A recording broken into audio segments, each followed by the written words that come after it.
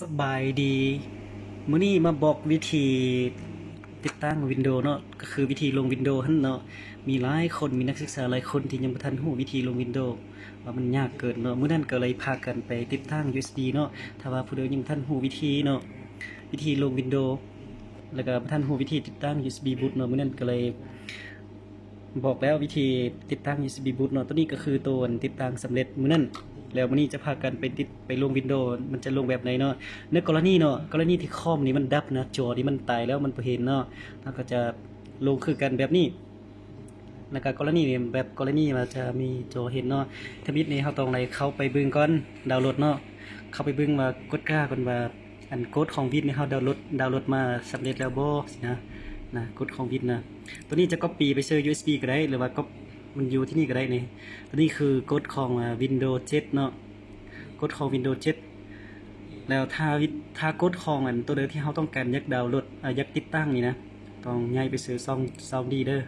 ย้ายซื้อซองดีนี่เนาะคือซองดีนี้นะจะเป็นกดของ Win 10เนาะนะกดของ Win 10 64 บิตแล้วตัวดาวน์โหลดนี้จะเป็นกดของWin 7 64 บิตคือกันแล้วในนี้เนาะจะมี USB ตัวนี้เนาะแล้วจะเอา USB ตัวนี้เสียบเข้าไปแล้วมันจะเป็นอะไรเนาะตอนนี้ทำการ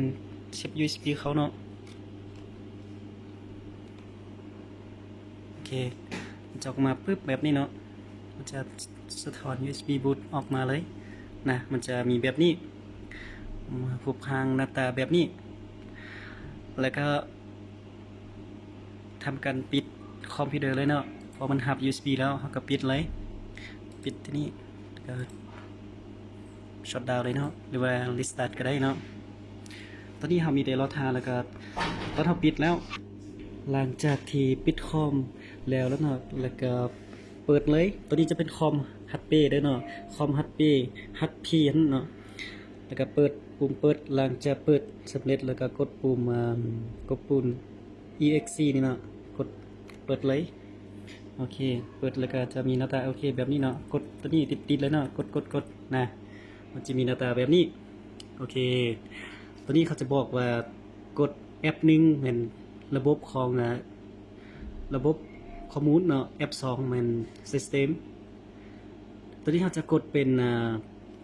ถ้าว่าคอมมันบ่ฮับ USB เนาะถ้าว่าคอมบ่ฮับ USB มันจะกดไปที่F10 F10 เด้อเนาะแต่ว่าคอมตัวนี้เราลองมันก็นะกดไปที่ F9 เนาะกดไปที่ F9 จะเป็นตัวนี้เนาะ F9 ที่จะเป็นบูตของเพราะว่าเรากำลังติดตั้งอยู่ USB บูตเนาะบูตของตัวนี้เรากดไปเลยไปซอกอีกแถวนี้เนาะ F1 F10 F9 โอเคกดเลยเนาะกด F9 นะออกมาหน้าตาแบบนี้เนาะโอเคแล้วมันจะออกมาปึ๊บแบบนี้แล้วมันจะมีถามมี2โต๊ะวันนี้นะมีตัวนึงเป็น USB ของฮาร์ดดิสก์ตัวนี้กับแมนเนาะ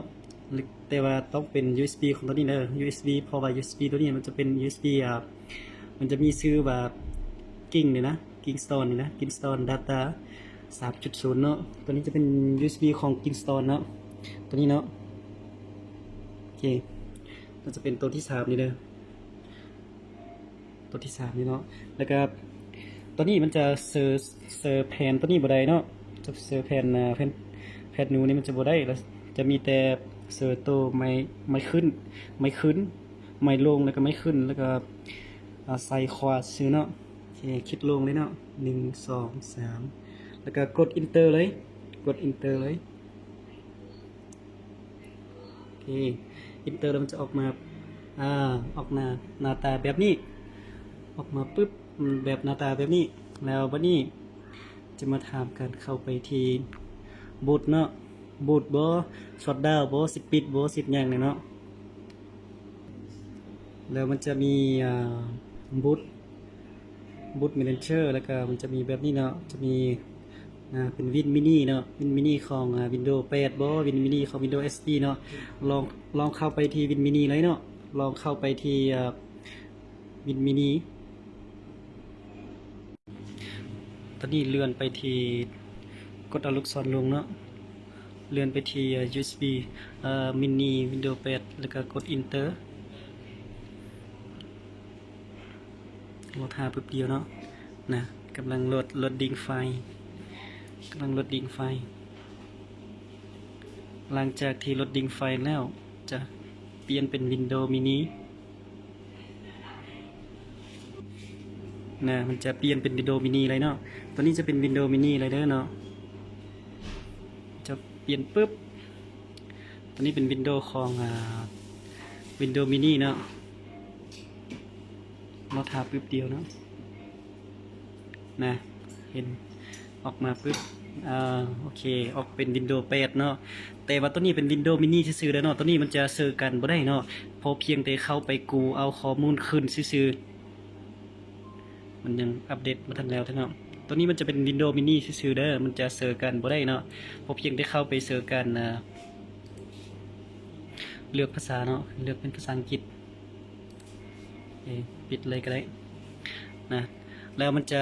แบบนี้เนาะตัวนี้มันจะเสือใดก้นชวดก้นตัวหนูนี่แล้วตัวนี้มันจะเสือใดตัวหนูแล้วตัวนี้จะเป็นวินโดว์ของ Windows 8แต่ว่าเป็น Windows mini มันจะเสือกันบ่ได้เนอะกรณีที่คอมพิวเตอร์มันตัดจอแล้วมันปิดนะเขาจะติดตั้ง Windows mini แบบนี้มันจะเบาๆเนาะมันจะบนนักแล้วก็เข้าไปคอมพิวเตอร์นะมันจะเนี่ยมันก็ยังเห็นคือเก่าเนาะนะกรณีที่มันดึบนะเพราะว่าฮุบวินโดว์แบบเนี่ยกฎของ Windows มันจะอยู่แบบนี้แล้วก็ตัววันดาวน์โหลดสกีนี่มันจะอยู่ใช่ตัววันดาวน์โหลดมันจะไปอยู่แล้วเนาะตัวนั้นนะแล้วก็ตัวอุปกรณ์ที่มันอยู่ซ่องดีนี่นะอยู่ซ่องดีนี่มันจะยังรักษาคือเก่าอยู่อุปกรณ์ทุกอย่างที่อยู่ซ่องดีนี่ถ้าว่าคอมดับเนี่ยมันยังรักษาอยู่คือเก่าถ้าเราติดตั้งเป็นแบบนี้แล้วก็เสียบ USB เซอร์เนาะแล้วก็คูขึ้นได้หมดเลยเนาะแล้วเสียบฮัดดิสก์เซอร์หลังจากที่มันออกมาหน้าตาแบบนี้แล้วเข้าไปตัวนี้มันจะมี Windows 10 อยู่นี่นะกดของ Windows 10 แล้วกดของ Windows 10 ตัวนี้เขาจะทำการติดตั้งแบบง่ายได้เลยเนาะจะบศึกษาเสียเวลาเลยเข้าไปที่กดนี้เลยเนาะนะเข้าไปที่กดนี้แล้วก็เข้าโอเคเลยโอเคแล้วก็กดเข้าไปที่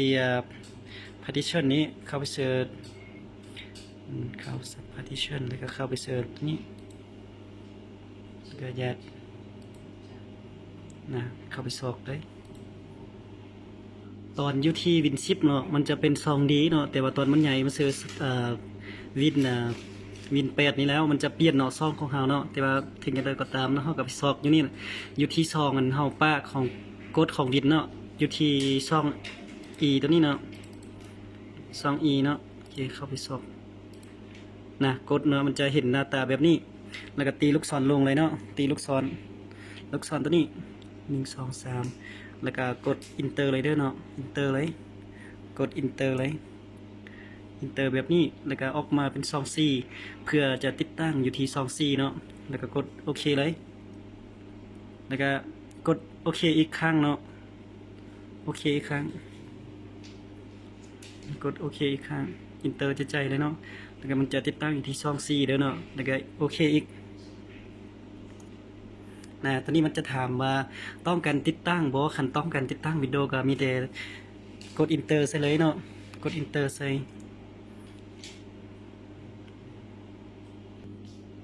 เบิ่งคืนอีกครั้งเนาะกดเข้าที่สามารถเปลี่ยนได้เนาะคือ yes no คัน no แล้วก็ถอนกลับเป็น yes แล้วโอเคเลยเพราะว่าตอนนี้เขาทำการติดตั้งเลยเนาะเพราะว่าจะติดตั้งเป็น Win 10เลยเนาะโอเคเลยนะตอนนี้มันจะรอทาเนาะเวลามันจะโดดนิดนึงเนาะเราถ่าประมาณ30 นาทีนี่แหละประมาณขันขึ้นกับความไวของคอมเนาะมีบางคอมมันจะไวอยู่ที่ประมาณ 2-3 นาทีนี่ก็สำเร็จเนาะมีบางคอมนี่มันจะเล่นสาเนาะโอเคมันสำเร็จแล้วเนาะมันจะแจ้งแบบนี้เนาะนะหลังจากที่มันเล่นสำเร็จเนาะสกีมจะใช้เวลาโดนพอสมควรเลยแล้วก็มันจะแจ้งแบบนี้เนาะมันจะแจ้งว่าจะต่อหรือว่าจะ restart คอมพิวเตอร์แล้วก็เริ่มเปิดทีวิน10เลยเนาะโอเคมีแต่กด start โอเค enter ซะเลยเนาะ enter เลยนะตอนนี้มันจะเริ่มเปิดวิน10เลยเนาะวิน10ใหม่ๆเนาะโอเคยินดีต้อนรับถอด USB ออกก็น่าเริ่มได้เนาะหลังจากที่ได้แล้วก็ปิดถอด USB ออกเลยเนาะ แล้วมันจะอยู่หุบห่างแบบนี้แล้วก็ทำกันปิดเลยปิดแล้วก็เปิดมือเลยปิดแล้วเปิดไมค์เลยเนาะบ่ต้องกดอีกอย่างเลยเนาะเราทาเนาะเปิดแล้วมีแต่ปิดแล้วเปิดไมค์นะมันจะออกมาปึ๊บ Windows 10เลยเนาะ Windows 10ใหม่ๆแต่ว่าเป็น Windows กดเนาะออกมามันจะมีอุปกรณ์ครบถ้วนเนาะครบอยู่หั่นเลยมันจะมีออกกี้ออกเฟอร์อหย่างต่างๆครบเลยเราทาเนาะเราทาเป็นแลนสำเร็จแล้วก็แล้วบ่ได้ยากเนาะง่ายลืมกินมะกรูดซ้ำ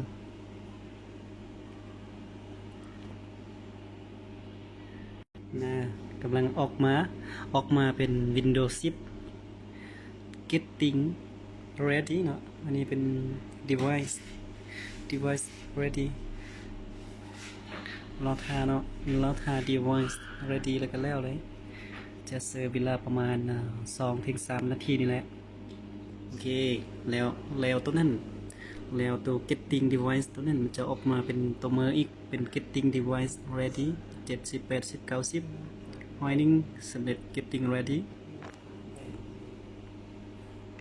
เราทาปึ๊บเดียวแล้วมันจะขึ้นกับบางคอมเนาะบางคอมมันจะแล่นไวเนาะแล้วก็บางคอมมันจะแล่นช้าๆเนาะคือกับคอมไวขึ้นกับความไวของแต่ละคอมส่วนแต่ละเราทาเนาะเราทาจนมันแล่นสำเร็จไม่ต้องกดอีกอย่างเลยเนาะถ้าเรากดแล้วมันจะฆ่าเลยไม่ต้องกดมีแต่เราทาอย่างเดียวเนื่องการลงวินโดว์นี้มันจะศึกษาเสียเวลาเนาะมันจะเสียเวลาโดนฉะนั้นทุกคนอย่าลืมซากเลยซากเพื่อมันดับถ้ามันดับในกรณีที่กำลังลงวินโดว์นี่มันจะมีปัญหาเนาะมันจะฆ่าหลายโปรแกรมมันจะฆ่าอยู่ที่วินโดว์เนาะโอเคตอนนี้มันได้แล้วเนี่ยมันเสือได้ตั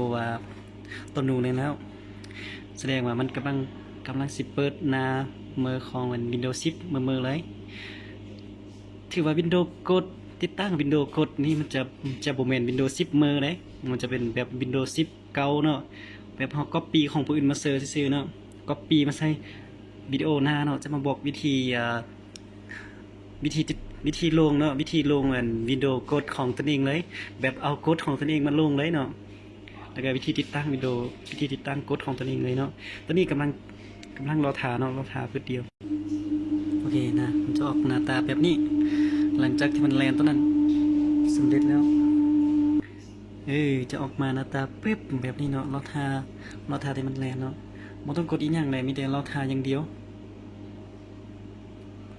มันจะไกลอีกขั้นตอนหนึ่งเนาะบุทัน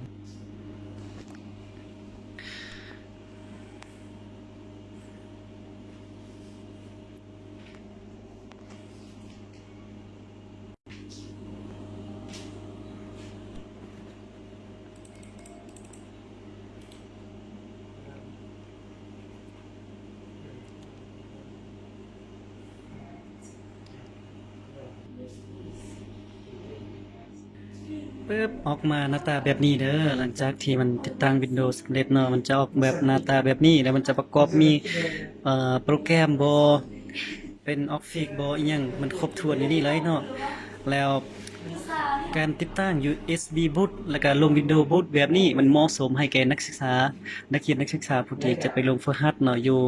ห่างไกลสักนิดอยู่บ้านนอกบ้านนาเนาะที่บ่มีสัญญาณนั้นแล้วจะได้ซื้อเกี่ยวกับ USB boot นี้เพื่อไปติดตั้ง Windows เนาะก็คือตั้งแล้วมันจะมีครบเลยเนาะคือว่ามันจะมี Office มีอีหยังต่างๆมันจะมีครบอยู่นี่เลยเลื่อนมาเลยเนาะนี่มันมีทุกอย่างมันนำเสนอครบเลยสันมันจะเหมาะสมให้แก่นักศึกษาทุกคนแล้วการติดตั้ง Windows ครั้งนี้เนาะก็จะมาสำเร็จพอนี้มันจะสำเร็จเนาะแล้วกรุณากดไลค์กดแชร์เพื่อให้เบิ่งวิดีโอคลิกหน้าเนาะคลิกหน้าจะมาบอกว่าหลังจากการติดตั้ง Windows แล้วจะไปเบิ่งเนี่ยเนาะเพื่อยังเหลือไดเวอร์เตอร์ยังทันมีเนาะก็เลยไปอัปเดตใช้หรือว่าดาวน์โหลดมาติดตั้งเติมเพื่อให้มันเล่นได้เวียกได้งานดีขึ้นเนาะคือมันเจงขึ้นเนาะเพราะตอนนี้มันยังบ่มั่วเทื่อมันยังบ่ทันเจงเทื่อเนาะขอบเจอเนาะ